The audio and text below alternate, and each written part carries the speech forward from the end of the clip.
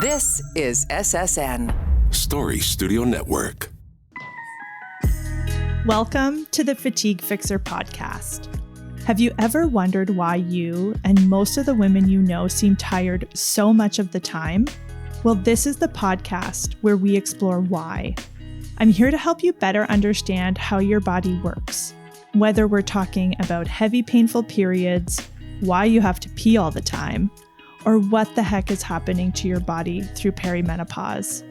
And I'm not afraid to shed light on conversations that I feel we need to be having out in the open.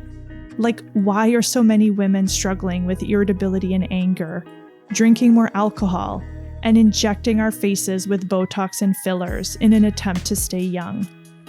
I'm your host, Dr. Sarah Vadeboncoeur. I'm a naturopathic doctor, mom, fatigue fixer, and loud and outspoken woman who's fascinated by the state of modern women's health and well-being. I know that you, yes, you, are incredible, and I want you to have the energy you need to share your unique gifts with the world because we are in desperate need of more female leadership. So join me for conversations that will help you feel less alone, more informed about all the things that might be draining your energy, and inspired to fix your fatigue and wake up every morning feeling rested and excited for the day ahead. I can't wait to share today's episode with you, so let's get into it.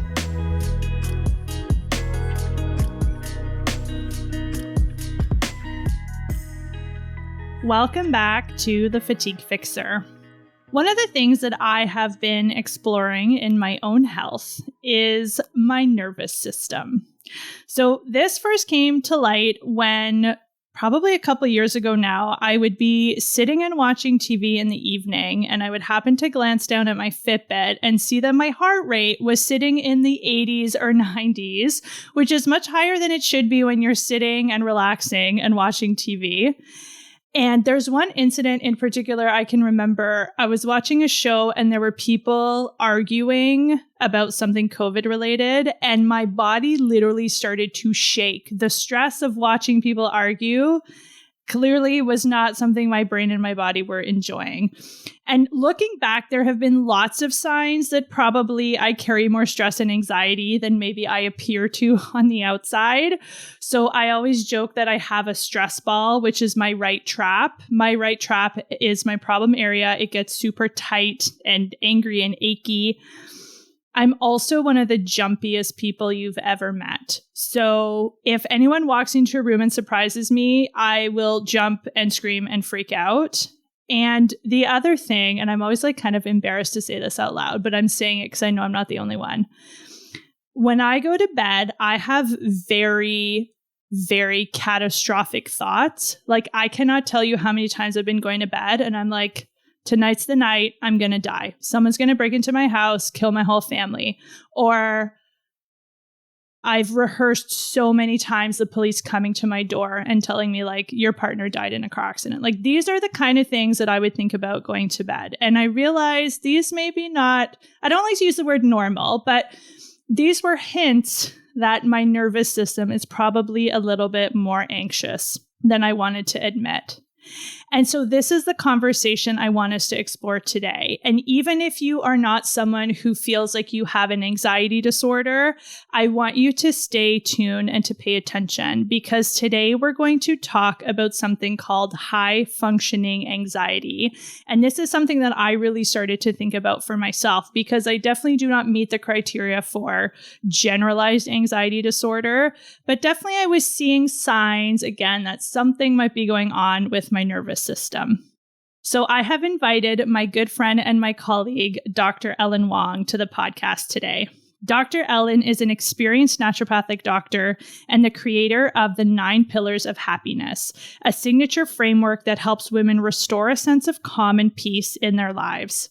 With a focus on working with women with high-functioning anxiety, Dr. Ellen blends effective methods and empowering perspectives, guiding her clients to achieve a greater sense of health and well-being with confidence and clarity. Ellen, welcome to the podcast. Thanks for having me, Sarah. It's so nice for you to be here. You are the person I knew I wanted to have this conversation with. So can we start by just explaining, like, what is high functioning anxiety for someone who's never heard this word before? How would you describe it to them? I'm gonna describe it in 1 second. I just want to share with you the 2 examples that you started off with the fact that, like, if somebody surprises you, yes, it's just like an unnecessary level of stress. I have, like, it is the sign for me that my nervous system is highly dysregulated when the smallest thing, like my daughter like drops something and I'm like, what? Ah! And like, it's like an immediate escalation. Same. Unnecessary. That's when I know, so that I resonate fully with that example. And the second example you had of nighttime, like rehearsing what to do. I don't know how many times I've actually shared this out loud, but I do the same thing. And my scenario, we live in a condo, and my scenario is, this is the fire alarm where we have to evacuate. Because usually if you live in a condo, they're like, if the fire alarm goes off, just stay inside. You're safer, not running out, the building. There's too many flights of stairs, too many people. And the amount of times I have rehearsed in my mind, this is the night that's going to happen. What do I need to pack? What are the essentials for us? What are the essentials for my daughter? Like your 2 examples just nailed it for me. So yeah, to answer your question about high functioning anxiety, it's very, the picture that I would paint is typically somebody who leans towards a type A personality, typically successful, overachiever, on the outside, very, like, mostly put together. You're calm, you're confident.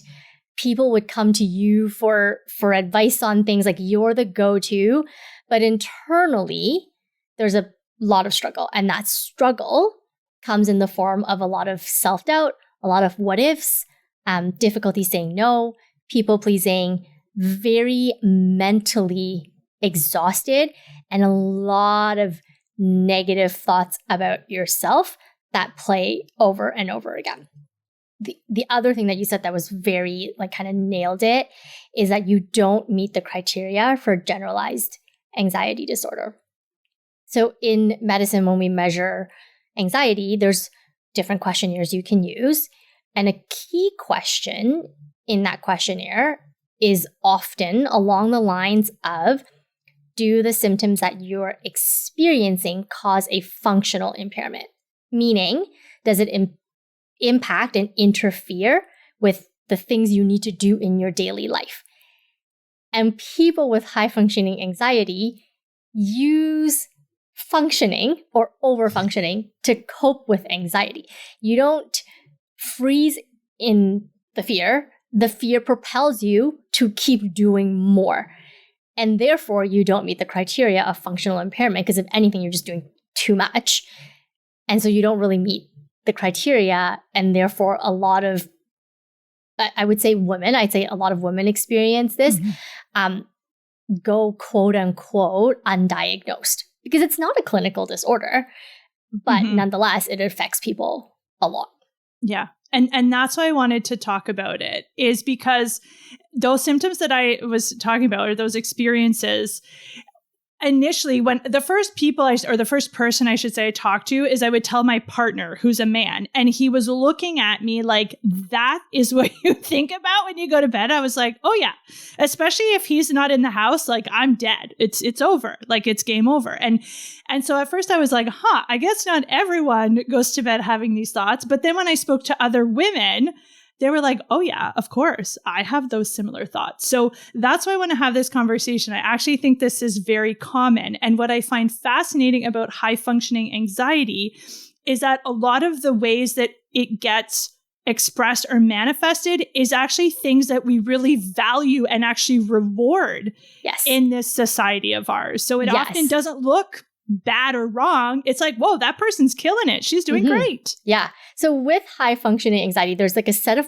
positive characteristics and then sort of negative symptoms, which I categorize into like an emotional, a physical, and a behavioral. But to outline some of the positive characteristics, typically these people are very outgoing. They will use humor to mask a lot of the things that are going on inside. They're very punctual. They're very proactive because you have to plan ahead for all the possibilities and the plan ABCs right after that, just in case. They're very organized. They have lists, they have calendars, like project management tools, because that's how you're coping with the anxiousness. I said this before, they're very high achieving. They're very detail oriented, orderly, active, like they're very helpful to other people. They, outwardly, again, they've like figured out how to stay calm, cool, and collected. It's just this image of the duck, on the water, and they're just gliding, but like underneath the leg is I love like that. It's a great visual. Yeah, Yes. That's what it looks like. Okay. So if someone is listening and they're like, oh, this sounds like me, how do we, I guess, differentiate if, like, because again, most people are like, being punctual is a good thing, being organized is a good thing. And these are, like, especially in our society, they can be good and helpful and valuable. But how do we start to know if maybe there's like a more negative side, or what are some of the more, I know you talked about like the mental exhaustion is a big one, the negative thoughts, the self-doubt, like, is that how we start to maybe identify that maybe there is actually some anxiety happening on the inside? Yeah, I'll share some of the negative, quote unquote. I don't like using the word negative. It's kind of what we use to categorize them, but they're just signals, they're symptoms. And then I'll share a little bit about the risk factors. So like things that you may have experienced that might make you more susceptible to this high functioning anxiety. So from a physical perspective, it is like a physical fatigue, but you sort of know the physical fatigue isn't really physical. Like you're like, I'm not really doing anything that would give me this level of like limbs feeling heavy, and like you just kind of can't get going. But you're like, I eat reasonably well, like just my health levels should not be feeling this way, right? There's insomnia, where you're like difficulty falling asleep a lot of the time because, there's a lot of flustered thoughts and your mind is racing. These people often will have digestive issues because we know the gut and the brain is very connected. So like appetite fluctuations, IBS or irritable bowels, gas bloating, upset stomach, like just knots in your stomach all the time. And I find that oftentimes, people with high functioning anxiety have this inability to enjoy the moment. Like you can't really relax.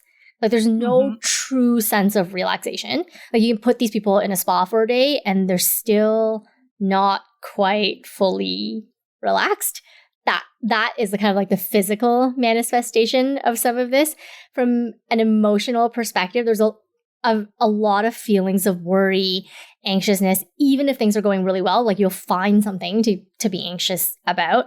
Again, this mental preoccupation. There's a lot of fear of negative judgment from other people. Like, what would others think about me? Worrying about disappointing other people. A lot of negative self-talk, so like questioning your self-worth, like I'm not good enough, smart enough, anything enough. A lot of guilt for doing anything for yourself.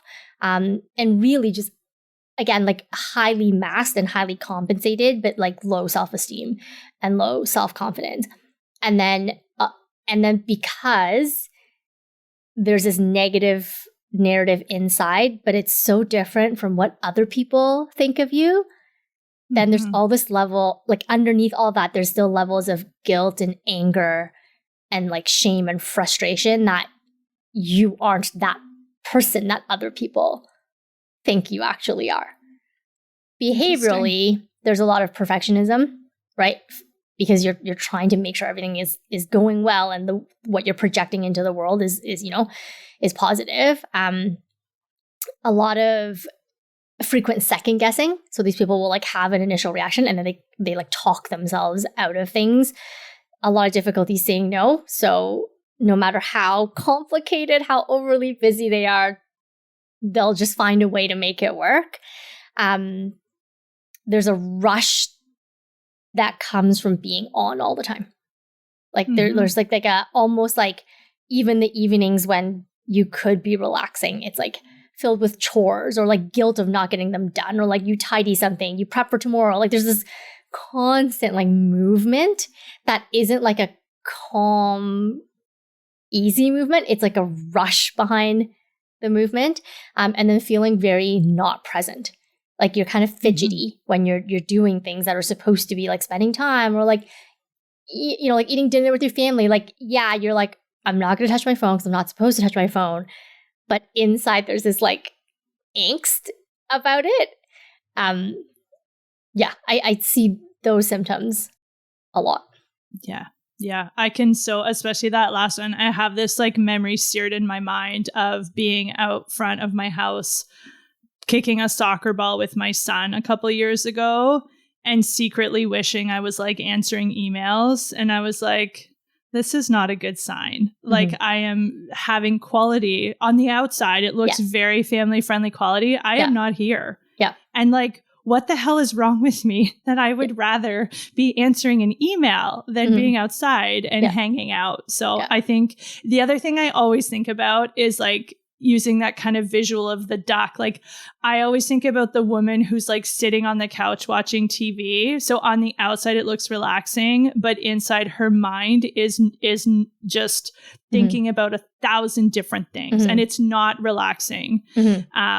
So I know part of why I find this topic so fascinating is that through all of my kind of experience with trying to figure out my own fatigue, like you said, like I've always had this feeling of like, I'm more tired than I should be, right? Like I eat well, I exercise, I do all the things. And I'm like, what the hell is going on? And then it wasn't until like finally, maybe even in the last year or two, I was like, this is my nervous system. This is my inability to relax. It was having a huge impact on my sleep where I was not going into a deep restorative sleep. And as soon as I started to do things that helped to calm my nervous system, really allow me to go into a state of relaxation, it was dramatic, like the impact that it had, not just on my sleep, but on my energy. So can we talk, actually, before we do this, because I want to go back to what you said earlier, what are some of the risk factors or some of the things that would make someone more likely to have high functioning anxiety?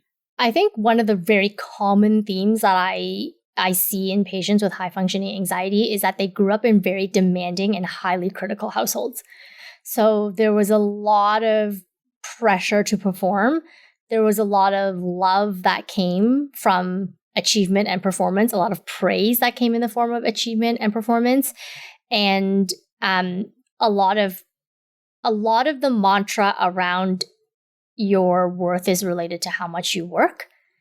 Because if that's what you grew up with, then it would make a lot of sense that nothing's good enough and you should keep working, and resting is like, you know, like sleep is for the dead, or like, you know, like all those things, like, you know, like who's going to get it done? And, you know, there's a lot of like critique and judgment around people who just rest and relax, and, you know, narrative around they're lazy, or, oh, they're just lucky they were born into this house that, you know, this life that they didn't have to work, like all that narrative that I'm saying like I grew up with, I think you grew up with, based on, you know, from what previous conversations or what even you're telling me now. Like, I think when that is your worldview and that's what you grew up with, it's very difficult to then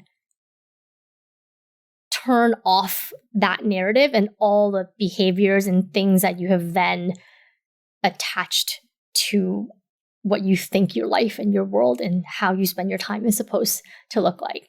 I think like a history of a lot of chronic stress will do it. If, you know, childhood abuse sometimes will also, you know, trigger this exposure to traumatic events, I would say, like whether as a witness or experience it, because once your nervous system is that dysregulated, it's very difficult, or it can be very difficult without the right tools to re-regulate. And almost everything in our society, I feel like, is built around this thriving off of this dysregulated nervous system. Totally. Yeah. Well, absolutely. I mean, I feel so seen right now. It's ridiculous. Like, I think I've shared this on the podcast before. My mom is a teacher. Both my parents are very intelligent people who definitely valued scholastic achievement. Like my mom literally brought me a box within the past 5 years. I'm 42 years old. So let's say I was in my late 30s. She brought me a box that had every single report card from kindergarten to university. Oh, yeah.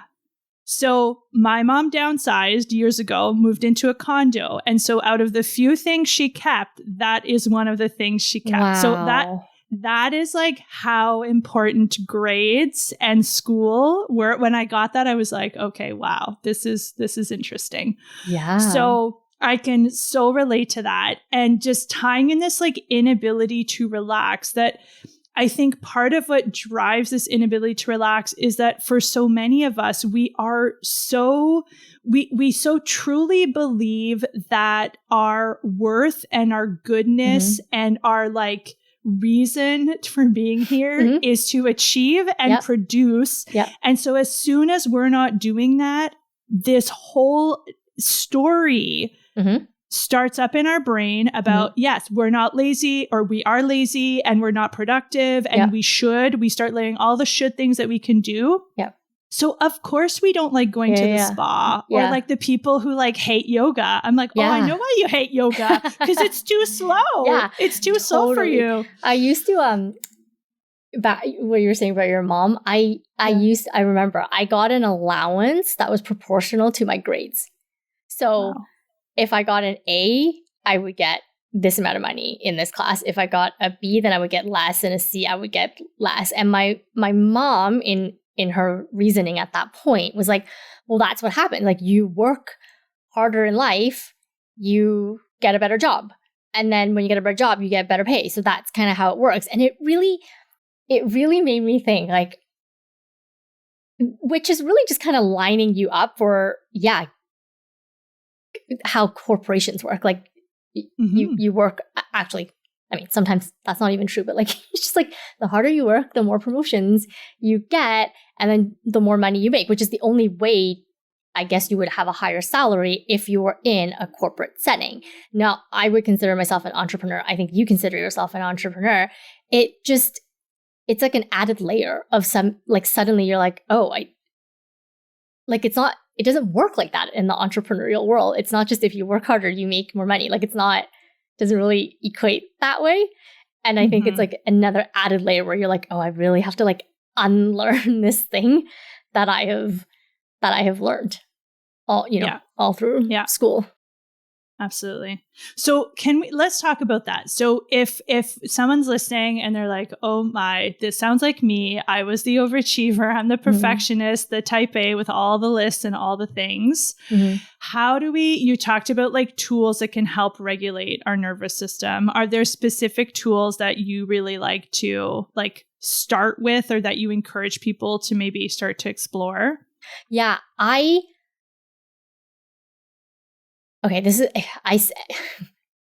laughing because I say this and I know immediately it sounds like so cheesy and like so overdone, but it is super important. And it is actually something like meditation, mindfulness, like whatever you want to call it. And I often, patients of mine who are very high on this high functioning anxiety thing, before I even go to meditation, I usually just go, can you just be bored? Actually, just try and be bored. And it's so difficult because the moment you are bored, those negative narratives like start coming back in again. And so I challenge people to find time to be bored. I also challenge people to take all the scenarios that you are coming up with in your mind that might happen and actually write the plan down. It's very interesting because the moment you actually write the plan down, your brain's like, oh. And then it just stops because you've given it a solution, right? Our brains get very taxed when the open loop is going over and over and over again. So if you give it a way to close the loop, then it will start settling your brain down. And so if anybody's listening to this and they're like, oh, here we go with the meditation again, like it really does regulate your nervous system, but it doesn't have to look a certain way. There's lots of apps now that have really kind of fun and interesting different ways to practice mindfulness. But if that's too much, then just start with being bored. I also find this really interesting because we talked about kids. I don't know if you also experience this. It's like this weird like tug between wanting to give your kid opportunities, so signing them up for things, and then also being like, and like this whole like, I don't want to be the only parent that doesn't do extracurriculars with your kid, but then also very aware that that was how I grew up. Like every day there was something shoved in there, which is probably leading to some of the symptoms I experience now. So like, you know what I mean? Like the tension of like, let's let the child be bored. But then also be like, oh, like I want to give them exposure to this and like try this thing out. And it's just like this constant tension. And it requires a lot of grounding for me to be like, okay, so am I doing this because I want to expose her to something that's different and interesting? Or am I pushing her because I think she needs to be doing something? Or am I doing this because I'm just like, oh, everybody else is doing it, so I should, like it's it ends up being a lot of thoughts in your mind. But I would say with people with high functioning anxiety, the thoughts are going through your mind anyway. So let's find a productive way to direct them and give your brain some kind of closure so that you can move on. And so in that scenario with the kid thing, I've caught myself doing this multiple times now. And so what I do is I tell myself I'm going to let her try it for the smallest amount of time that I can let her try it. Because I do want her to get exposure to different things and see what she's interested in. So it's never like a commitment very long term, but I just kind of let her do the 4 classes, the 3 months, like whatever the smallest amount of time is. And then I'm not attached to it. Like I just have to practice being like, no, the point of this exercise is to see if she is interested, not deal with my whatever narrative. And so the decision to continue or not will be based on how she responds and not, like my drive or whatever it is that I think I should be doing. Sorry, I went off on a whole tangent from your question. No, it's okay. I can totally relate. I think so many of us going through this who have kids it is like having kids just brings a whole new layer into it. And I love your recommendation to just let yourself be bored, because part of why many of us avoid boredom is that it is so uncomfortable when there are no distractions. It's just you and your thoughts. And if those thoughts are not friendly, you're going to do everything you can to get rid of them as quickly as possible.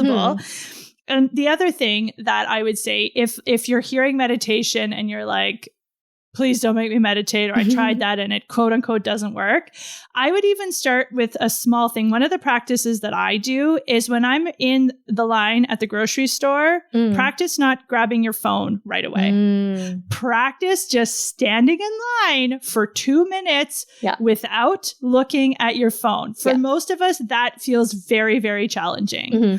So just practicing these like micro opportunities. If you're waiting in line somewhere, just practice waiting in line and staring and like smiling at people or just do what you need to do, but don't grab your phone. Yeah.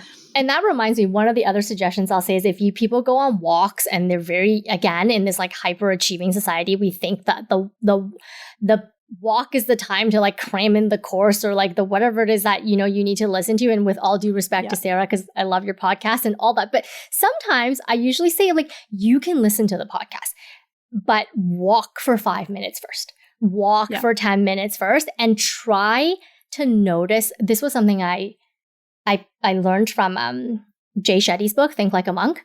They had this exercise where they had to do the same in their monk training, I guess. I don't really know what you call it, but like they do this thing where they have to walk the same walk every day. But the challenge is to notice something you didn't notice before. And so I'll say to people, like, give your brain something to focus on. So go for the walk, give yourself 5 minutes, try to notice something in your neighborhood that you haven't noticed before, and then put the podcast in. It's not like don't ever listen to the podcast. You can do it. You just have to like find that micro moment that you said where you just allow your brain a little bit of time where it's not stimulated by something. And then you can go from there. that for me has been one of the most powerful things. So I recommend people walk without podcasts all the time. And this is something that I practice. So a few months ago, I was with our mutual friend, Michelle Paris, who knows me very well. And one of the things that we realized is that one of the ways that I was keeping my brain occupied is through reading. So I'm an avid reader. I love reading. And again, reading looks relaxing, and it can be. But what I realized is that I was reading for performance. I was tracking my reading. When I was reading, I was constantly trying to like get to the end of the chapter, get to the end of the book. And it wasn't until a conversation I had with her that weekend where I realized, oh my God, my reading is just another way that I'm performing and being productive, even though it looks relaxing. And so I agreed to stop reading. And I did that, which I know sounds so ridiculous, but if you know me, literally when Michelle told me I had stopped reading, I started to cry, like instant crying. And I was like, okay, there's something really interesting here. And I read nothing for 2 weeks, which I know doesn't sound like a lot, but for me, that's a very long time. And I drove, like in the car, I would drive in silence. I didn't listen to podcasts. I just literally gave my brain a giant 2-week break. And it was incredible, the stuff that came up for me that week.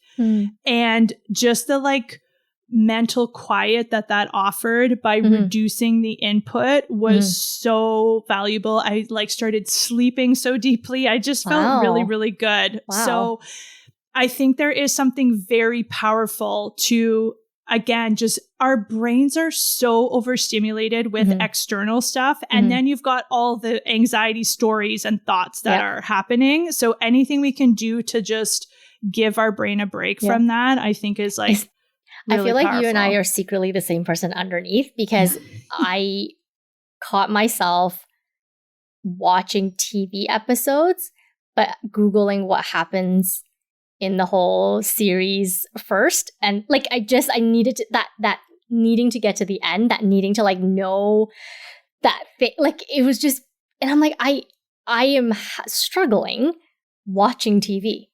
And because I like, it was this need to like see what was going on and like figure it out and like have that before I could sit down and be present. And it was like the weird, and I get what you're saying. Like this, it's like a very weird, like, I don't know how to describe it other than an internal rush. Like there's this constant internal like feeling of needing to be quick or do things quicker or whatever that is. One thing I challenged myself to do, I went and did a 6-hour silent meditation. I really don't, I'm not sure I'm ready for Vipassana, which is like a 3, 7, or 10 day, thing. But I challenged myself to do a 6-hour meditation. There's an organization in Toronto that hosts these. And the challenge that day is you can't talk. You don't even make eye contact. You can't read. You can't journal, because the theory is that even when you're reading and journaling or you're making eye contact, you're still letting out. Like you're releasing something and using something else to deal with whatever it is that's happening. And so the challenge was to spend 6 hours not making eye contact. And you could sit, you could walk, you could lie down. Like there was no restriction from that perspective, but you just couldn't talk for 6 hours or make eye contact or read or write or anything. And you just deal with your thoughts for 6 hours. But the end of that day, there was a level of calmness that I can't really describe other than like it was like timelessness is really the word that I would use. And it was interesting because in the 6 hours, like the first 2 hours, I just was pacing so fast because I was feeling so anxious and there's all this stuff going on in my mind. And then, by hour 3 or 4, you're kind of like, I'm actually kind of tired of thinking about the same thing over and over again. And then the peace kind of kicked in hour 5 and hour 6. And yeah, again, it doesn't have to be this dramatic or, nobody says you have to go do a 10-day meditation, but the idea of just what you said, like undo the stimulus. Just try to remove the stimulus and see what happens. Because you're right, everything in life is a distraction. A lot of things are made to be distractions to take us away from our thoughts. And so, removing that so you, I guess, kind of are forced to deal with what's going on in your mind. Because isn't like at its core, the way that I always think about anxiety is that it's that something is making your brain feel unsafe. Is that a fair? Yes. Like, okay. So then if you think about it, and this is a conversation I'm having more and with patients, like I literally had this conversation today. This woman who's having trouble sleeping, part of how she's like calming herself down before bed is listening to an audiobook. I'm like, great. What kind of stories are you listening to? She's like, oh, murder mystery. I'm like, okay. So not the most relaxing thing for your brain to hear right before you're trying to go to bed, right? So anxiety is here to signal that there is something in the environment, and that could be your external environment, like something dangerous, or your internal environment, like catastrophic thinking or fear or whatever it is. Like, so if we can just look at it like that and then start to think about what are the conditions that we need to create both externally and internally that is going to allow our brain and our nervous system to start to feel safe and relaxed. And I think that's where like there's so many different tools you can use, and meditation, silence, boredom, walking, all of these are really good. But that's where I would maybe encourage people to start to explore like what is actually going to help my brain feel safe, because there is so much stimulus that we are being exposed to. And then again, if we're high functioning, anxious overachievers, we are seeking out even more stimulus, because that's what gets us off is, ooh, let me learn something. Let me listen to a podcast. Let me listen to a podcast on double speed so I can listen twice as fast, you know, like, and then we're like, I wonder why I'm anxious. I know. You know, I've all these thoughts that came from what you just said, but I think back to the whole like what's safe and not safe, for the people who think they're identifying with this picture of high functioning anxiety, you have to remember that the thoughts in your mind is what's making you feel unsafe. Like a negative thought is signaling to your brain that it's unsafe. So for example, if you are worried about somebody judging you, that feels unsafe at a very core level. If you were in a tribe and, you know, like way back in the days when everybody lived in a village and you were in the village and you were worried about people ostracizing you, you could die because you don't have your village's support anymore. And so the thought is the same. Like we don't necessarily live in these situations anymore, but our brain interprets it the same way. And so when you have those negative thought patterns in your mind, it is what's making your brain feel unsafe. Like you may be sitting there being like, I live in a safe city, like my house is safe, like all the things. But what's making your brain feel unsafe is the stuff that you're telling yourself. Like, what will people think about me? Like, if I say no, what will they do? And what will, you know, like all that kind of stuff. If I'll procrastinate now because like I'm scared that I won't be able to do this thing at the level that people think I should be doing it. Like all those things make you feel unsafe. And so being very mindful of the chatter that's going on in your mind and recognizing how your body is feeling when you say those things to yourself, and then finding ways to cultivate the other feeling, the feeling of like safety and calm and groundedness. That comes from spending time silently, whether it's meditation or boredom or any of those things. There was something else you said that really had me thinking about something, but now I don't remember. So I'll have to come back to it. It'll come back if it's important. And part of why I wanted to have this conversation is that I think a lot of us don't realize how draining it is to live with anxiety. Like you said, it can cause physical fatigue. It can absolutely cause mental and emotional fatigue, because your body is using so much energy, constantly being on this like high alert scan. Because if you're anxious and your brain feels unsafe, your brain is going to be using up a lot of resources to try to just be ready in case something does happen. And luckily for most of us, that thing doesn't actually usually happen, but we waste a lot of time and energy worrying that is worrying and planning and all the rehearsing for what's going to happen.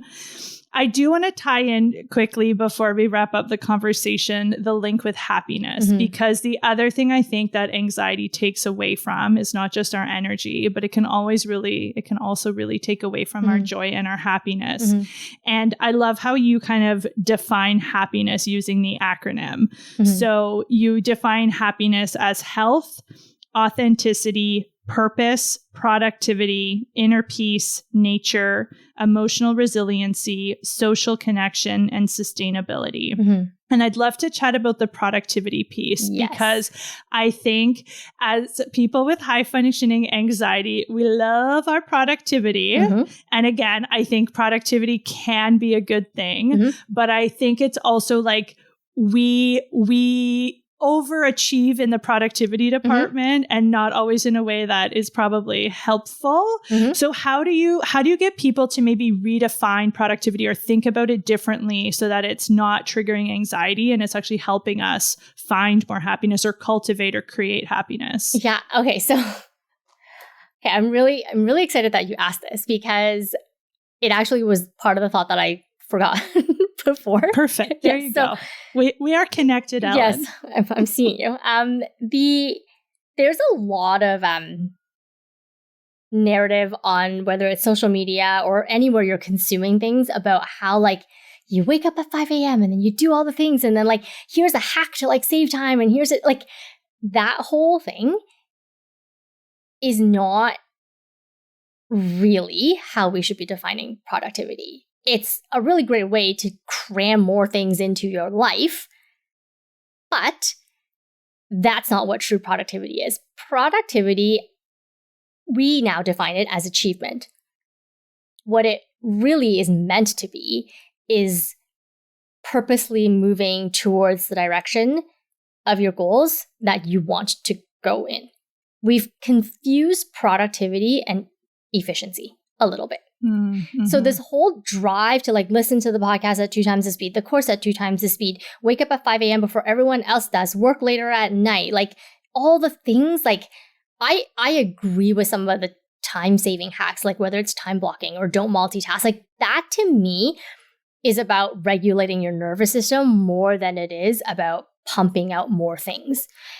And when I work with people in the happiness realm, when we get to that pillar is when we really talk about like, well, what's purposely and intentionally moving you in the right direction? Everything else is a distraction. And sometimes you are allowed to use distractions to deal with things. I like to organize when I get stressed because that's how I deal with it. But it's acknowledging and understanding the steps that you are taking. That is a coping mechanism for now versus that it's moving you in the right direction.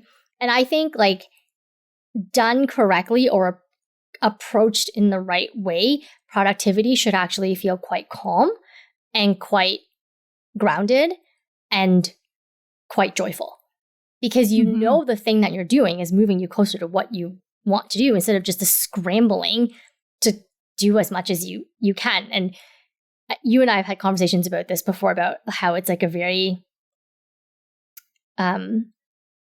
it's a thing that affects women a lot.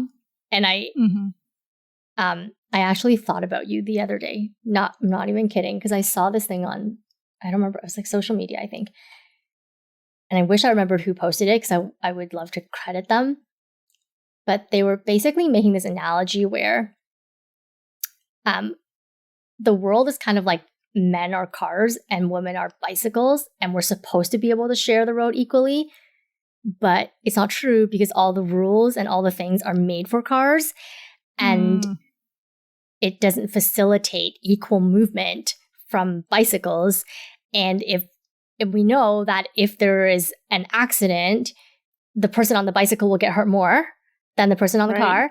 And then there's often like a shift to be like, well, the bicycle was doing the wrong thing. And inherently, there's already less protection around a bike than there is a car. And I was like, I was reading this whole thing, and I was like, I want to tell Sarah this because I know you and I have had conversations before about how unrealistic it is the pressures that are put on women to all the things, like to work, to the household, the mental load of caring for children. And there's just this, I'm losing my words, but you get what I'm trying to say. I hear that. And I love that analogy. And I think going back to this productivity thing, I think it goes back to what you said earlier, that anxiety is so much about not being present in the moment. And I think with productivity, we always have a forward-looking lens, and anxiety is very much a forward-looking thing, right? You're constantly anticipating and waiting, and productivity is like, we're always looking forward to like, how much can I get done? When will I be done? I love the idea of productivity being about just being present in the moment and being there and doing whatever the thing you're doing, but doing it with your whole attention as opposed to trying to, and I love that, like, I've been joking lately that efficiency is my love language, and that I realized it's just another marker of my obsession with productivity is how much I love efficiency.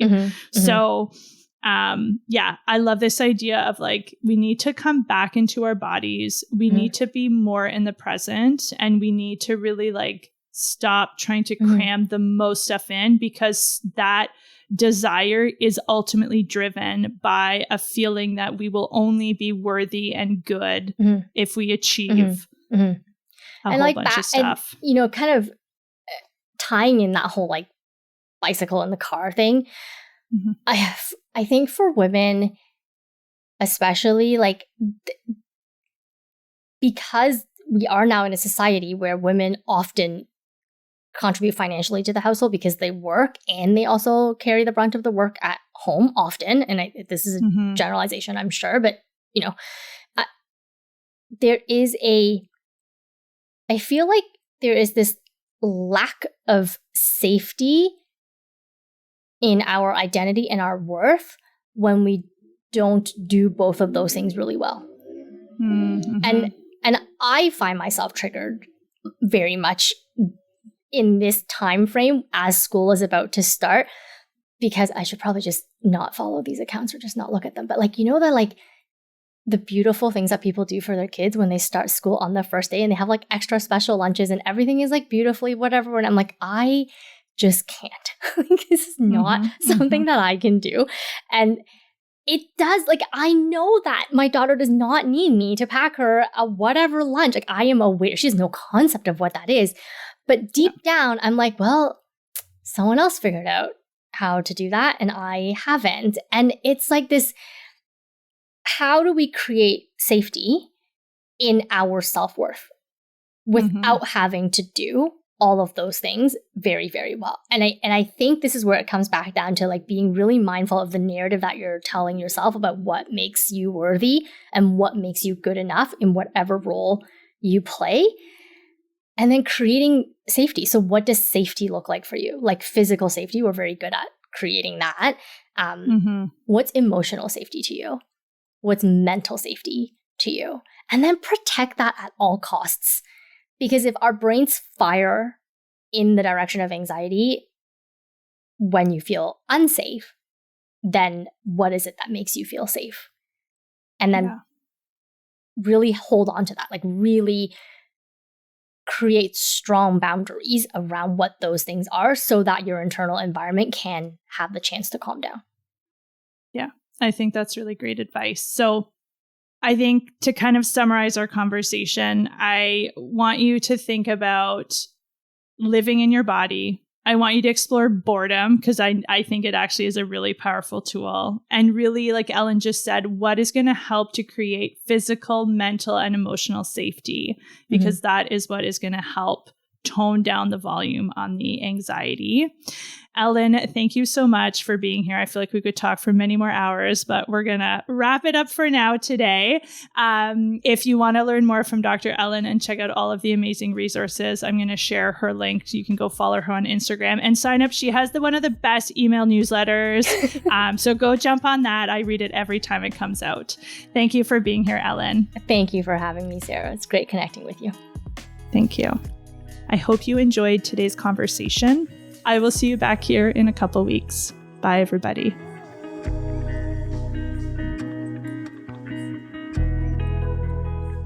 Thanks for spending your precious time with me today.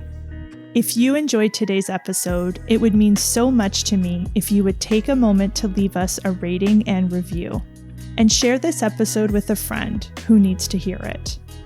If you're ready to get more insight into what's making you tired, find out which of the 5 most common types of fatigue you're dealing with by taking my fatigue fingerprint quiz at fatiguefixer.ca/quiz. Are you dealing with frazzled fatigue, where your body's exhausted but your brain won't shut up? Or maybe you're more of the drained fatigue type, where no matter how much sleep you get, you struggle to get up in the morning. Just take my fatigue fingerprint quiz and you'll have more insight into which labs to ask your doctor for and what habits and practices are best for fixing your type of fatigue.